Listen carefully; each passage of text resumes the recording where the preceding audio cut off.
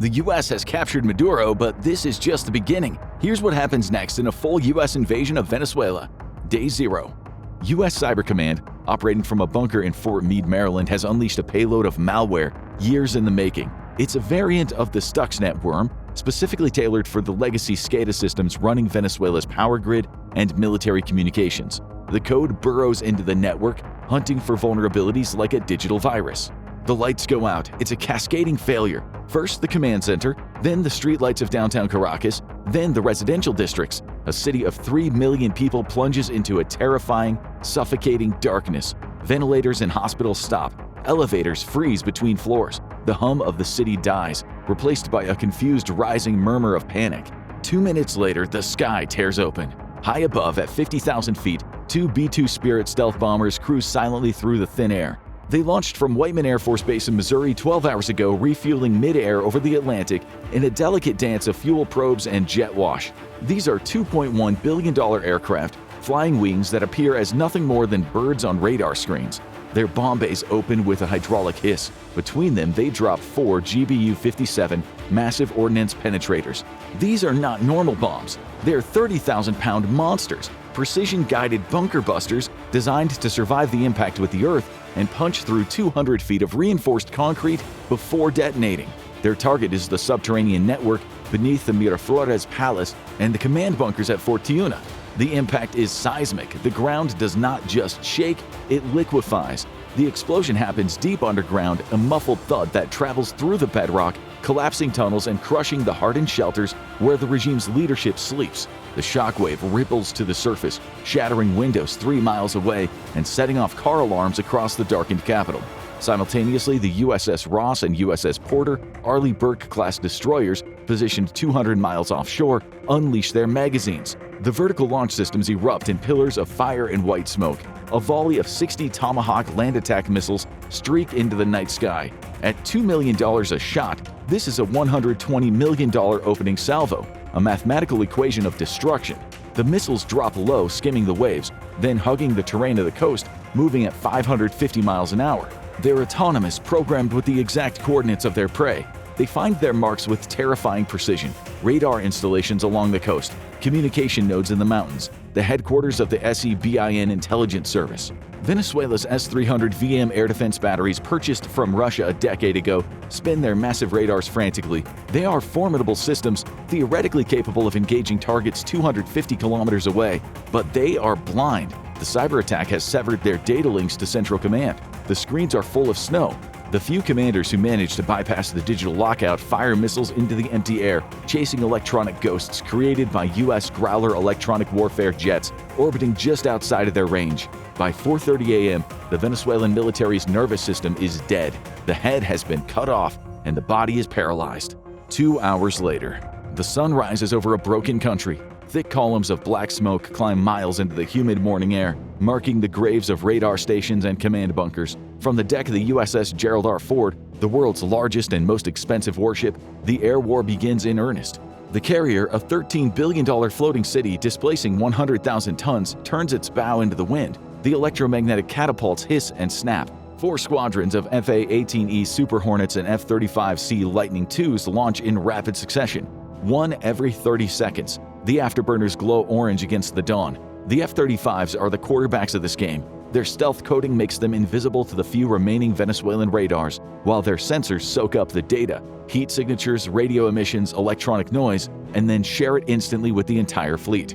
Venezuela's Air Force scrambles. On paper, they have 24 Su-30 Mark II flankers. These are heavy twin-engine Russian fighters, maneuverable and dangerous, armed with long-range missiles. But the reality is harsher than the inventory lists. Due to years of crushing sanctions and a chronic lack of spare parts, only 8 are actually airworthy. The rest sit in hangars cannibalized for wiring and hydraulics. The pilots who climb into the cockpits are brave, but they are flying blind. Their ground control is silent. Their navigational beacons are down. The engagement is short. It happens beyond visual range. An F-35 pilot cruising 40 miles away locks onto a heat signature and presses a button. An AIM-120D AMRAAM missile drops from the internal bay, ignites its motor, and accelerates to Mach 4. The Venezuelan pilot in the Su-30 never sees it. He never gets a warning tone. His aircraft simply disintegrates in a fireball over the Caribbean Sea. In 45 minutes, the Venezuelan Air Force ceases to exist as a fighting force. The sky is empty. Now the airspace belongs to the drones. MQ-9 Reapers, loitering at 25,000 feet like vultures, begin the work of dismantling the army. They hunt tanks, they hunt troop trucks, they hunt anything that moves with military intent. A Hellfire missile costing $150,000 streaks down and obliterates a World War II-era transport truck carrying conscripts. The economics of war are cruel and lopsided. A $1 million missile destroys a $1,000 truck, but the message is psychological: nowhere is safe. 6 hours later, the sea is closed. The U.S. Navy establishes a strict blockade zone 500 nautical miles from the Venezuelan coast. It's an iron ring. Nothing goes in, nothing comes out. The Venezuelan Navy, a collection of aging frigates and patrol boats, stays in port. They know the score. A single Virginia-class submarine lurking silently beneath the waves with its torpedo tubes flooded could sink the entire fleet in an afternoon without ever surfacing. The economic strangulation is immediate and total. Venezuela relies on oil for 99% of its export earnings. Tankers sit idle at the terminals in Puerto La Cruz, their crews playing cards, watching the smoke rise from the city. The pumps stop. The pipelines go silent. The U.S. Treasury Department issues a flash alert to the global financial system. Any entity trading with the Venezuelan regime is now subject to secondary sanctions. Global insurance markets for shipping panic immediately. The cost to insure a tanker in the Caribbean jumps 4,000% in an hour. No captain will sail. No insurer will underwrite. Oil prices globally react instantly to the shock. Brent crude spikes to $110 a barrel. In Tokyo, London, and New York, the markets wobble. Airlines ground flights as fuel costs soar. Logistics companies pause shipments. The interconnectedness of the world economy shudders at the disruption of supply. The war is local, but the pain is global. 12 hours later, the physical war is loud, filled with the roar of engines and the crack of explosives. The digital war is silent, but just as destructive. Venezuelan state TV is hijacked. The signal is overridden. Instead of martial music and speeches, screens across the country broadcast a pre-recorded message from the U.S. State Department. A voice in perfect localized Spanish urges the Venezuelan military to lay down their arms. "Your fight is not with us," the voice says, calm and reasonable. "It is with the kleptocracy that stole your future. Go home to your families." Simultaneously, U.S. Cyber Command targets the financial assets of the regime's inner circle. Bank accounts in Panama, Switzerland, and the Cayman Islands are accessed and frozen. Billions of dollars, the retirement plans of generals and ministers, vanish in a keystroke. The loyalty of the Venezuelan officer corps begins to fracture. A general without a payroll is just a man in a costume. The encrypted WhatsApp groups used by the mid-level officers light up with rumors. Who is defecting? Who is paying? Is there amnesty? The cohesion of the army dissolves before the first American boot touches the ground. Day 2, 6 a.m. The horizon off Puerto Cabello fills with dark shapes. The USS Wasp and USS New York amphibious assault ships lower their massive stern gates. The water churns white. LCAC's landing craft air cushion roar out of the well decks. They hit the beaches at 6 a.m. sharp. The sand flies, the ramps drop. Resistance is sporadic and uncoordinated. A few mortar rounds land in the surf, throwing up geysers of water. A sniper fires from a palm grove, the crack of the rifle lost in the roar of the engines. But the Marines of the 2nd Expeditionary Force push inland with overwhelming violence of action. Overhead, AH-1Z Viper attack helicopters strafe the tree line. Their 20mm cannons sound like canvas ripping, sawing through the palm trees and cinder block walls. The Venezuelan army, the Ejército Bolivariano, has 130,000 troops on the books, but thousands have deserted in the last 24 hours. They are hungry, their boots are worn through, and they have no desire to die for a government that pays them on average $6 a month. They strip off their uniforms and melt into the civilian population. However, the colectivos are different. These are the paramilitary motorcycle gangs armed by the state and ideological to the core. They do not fight like the army. They fight like a swarm. As the U.S. Marines push into the narrow, winding streets of Puerto Cabello, the city fights back. RPGs streak from apartment windows, Molotov cocktails rain down from the rooftops. IEDs rigged from old artillery shells and cell phones detonate under Humvees. The clean, high-tech war gets dirty instantly. The Marines are forced to dismount, clearing buildings room by room, kicking in doors, terrified of what waits behind them. Day 3. The primary objective isn't Caracas, it's the Orinoco Belt. The U.S. cannot allow the oil fields to burn. The environmental and economic catastrophe would be too great. The 75th Ranger Regiment conducts a massive airborne drop near El Tigre. C-17 Globemasters stream overhead, dropping hundreds of paratroopers into the tall grass of the savannah. Their mission is to secure the drilling rigs and the pumping stations before Loyalist forces can sabotage them. They meet fierce resistance from the National Guard units tasked with protecting the oil. The firefight at the San Tome oil complex is intense and chaotic. U.S. Rangers equipped with night vision, thermal optics, and air support have the tactical advantage, but the Venezuelans know the terrain. They use the pipelines for cover. They ambush from the drainage ditches. The oil infrastructure is riddled with bullet holes, leaking crude into the savannah, the black liquid pooling around the boots of the victors. Day 5. The U.S. Army's 1st Armored Division has landed. A column of steel stretches for miles, M1 Abrams tanks and Bradley fighting vehicles clanking up the highway toward Caracas. But the advance is slow. The bridges are blown, the roads are mined, and in the mountains surrounding Caracas, the remnants of the Venezuelan military have dug in. They use man-portable air defense systems, or man-pads, like the Russian Igla-S to harass the U.S. helicopters. A Black Hawk is downed near Maracay, spinning into a ravine.